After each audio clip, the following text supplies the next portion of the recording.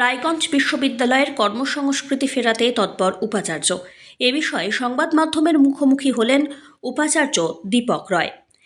তিনি সংবাদ মাধ্যমের মুখোমুখি হয়ে জানান, নিরাপত্তারক্ষী সংক্রান্ত বিষয় নিয়ে একটি সমস্যা হয়েছিল।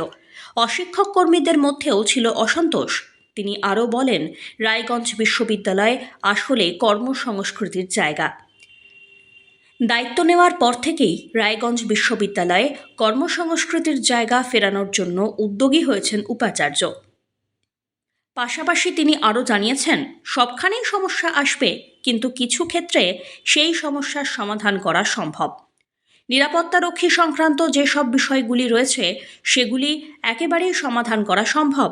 পাশাপাশি অশিক্ষক কর্মীরাও ধীরে ধীরে কাজে যোগ দিচ্ছেন।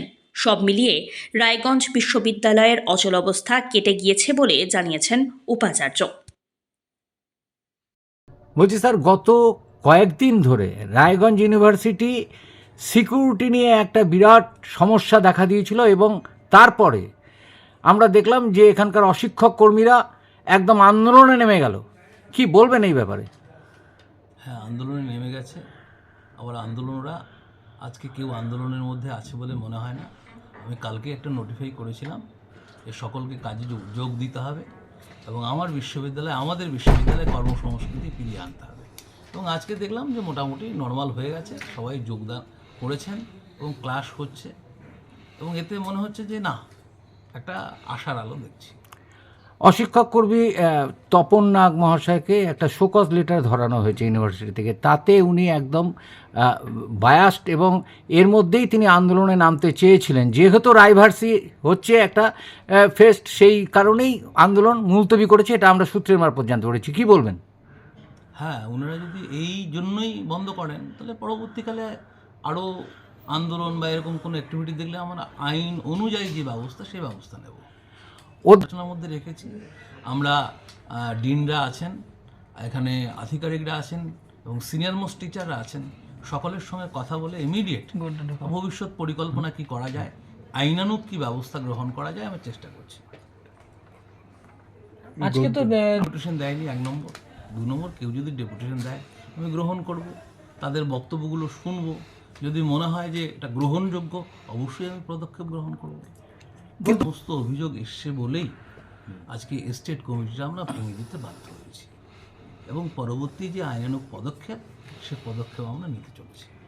কিন্তু সেই তিনি তো পরিষ্কার বলছেন যে স্টেট কমিটি আবার পুনর্গঠন করতে হবে, তাকে বহাল তবিয়াতে রাখতে হবে। একটা অবৈধ একটা কমিটি আবার পুনর্বহাল করতে হবে, এটা তো মামার বাড়ি নয়, এটা হচ্ছে ইলিগাল একটা ডিমান্ড।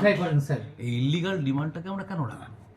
আমরা এই চেয়ারে বসে ইলিগাল ডিমান্ডটা রাখতে পারি না, এটা ইমপ্লিমেন্টেশন করতে পারি না, যে কারণে আজকে ডিসলভ করতে বাধ্য হয়েছি। স্যার, সিকিউরিটি ব্যাপারে যে আপনি আগের যে স্টেট কমিটি যে ছিলেন তিনি অমিত মণ্ডল, তিনি অভিযোগ করেছেন, পরবর্তীতে যিনি দায়িত্বে এসছেন বরেন গিরি মহাশয়, উনিও আপনার কাছে লিখিত অভিযোগ করেছে যে 6 জন সিকিউরিটির পরিবর্তে 3 জন সিকিউরিটিকে রেখে টাকা তোলা হয়েছে। এই ব্যাপারটা, এটা অভিযোগটা কতটা ভিত্তি রয়েছে? বরেন বাবুকে আমি বলেছি একটা লিখিত রিপোর্ট জমা দিতে। উনি এই কয়েকদিন 2 দিন ছুটিতে আছেন, আসলে আমাকে লিখিত রিপোর্ট জমা দেবেন। কোথায় কে আছেন, কি অবস্থায় আছেন, কি অবস্থায় ডিউটি করছেন, সমস্তটা খতিয়ে দেখে পরবর্তী আইনানুগ পদক্ষেপ আমরা গ্রহণ করব। যে 6 জন এক্স সার্ভিসম্যান ডিউটি করছে, 12 জনের টাকা উঠছে প্রতি মাসে, সেই কপি কিন্তু আমি অমিত মণ্ডলকেও জমা দিয়েছি। সেই জায়গায় স্টেট অফিসার ইনচার্জ বলে তপন নাগের সই রয়েছে। কি বলবেন এই ব্যাপারে? হ্যাঁ, এগুলো এই সমস্ত অভিযোগ এসছে, কিছু প্রমাণও আছে এবং সমস্ত কিছু মিলেই কিন্তু স্টেট কমিটিটা ভেঙে দেওয়া হয়েছে এবং বরেনবাবুর রিপোর্ট পেলে পরবর্তী পদক্ষেপ আমরা গ্রহণ করব। আপনি কি জায়গা কিনতে চান? তাহলে আর চিন্তা নেই। 34 নম্বর জাতীয় সড়কের ধারে রায়গঞ্জের নট্টপাড়ায় ঠিক বিপরীতে নিউ উকিলপাড়ায় আজই সুলভ মূল্যে জায়গা কিনুন, গড়ে তুলুন নিজের স্বপ্নের ঘর। তাই আর অপেক্ষা না করে আজই চলে আসুন আমাদের এখানে, দেখে যান জায়গা। মন পছন্দের স্বপ্নের প্রাসাদ গড়ে তুলুন আপনার কেনা এই জায়গায়। তাই আজই যোগাযোগ করুন আমাদের সাথে। আমাদের ফোন নম্বর 8617827851, 6295828881, 8617033767। তাই আর দেরি নয়, আজই আসুন নিজের পছন্দের জায়গা কিনতে।